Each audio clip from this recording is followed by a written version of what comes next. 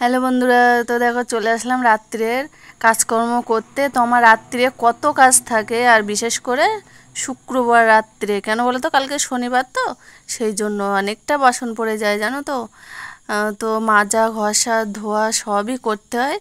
তো উম, যেহেতু শনিবার সকালে অনেকটাই চাপ পড়ে যায়, ছেলেকে পড়তে দেওয়া আসা, বাসি কাজকর্ম, দোকান খোলা। তো সেই জন্য না আমি প্রতি শুক্রবার রাত্রে মানে প্রতিদিনই বাসনপত্র মাজি, কিন্তু এই দিনটায় বেশি বাসন পড়ে। তো তোমরা যারা শনিবারটা পালন করো তো নিশ্চয়ই বুঝতে পারছো আমার কতগুলো কি বলতে চাইছি।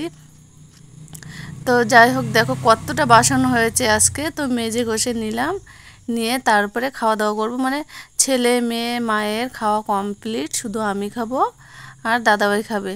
কারণ কি বলো তো, আমার না এত কাজ পড়ে থাকলে না মনে হয় না যে আগে খেয়ে নেই তারপরে কাজ করব, তো শান্তিতে খেতে পারবো না। তার জন্য আগে কিছুটা কাজ আমি গুছিয়ে রাখবো, রেখে আমার খাবার দাবার, দাদাভাইয়ের খাবার দাবার গুছিয়ে রেখেছি, তারপরে খাবো। তো দেখো মাজা ঘষা কমপ্লিট করে এবার কিন্তু মুছে নিলাম।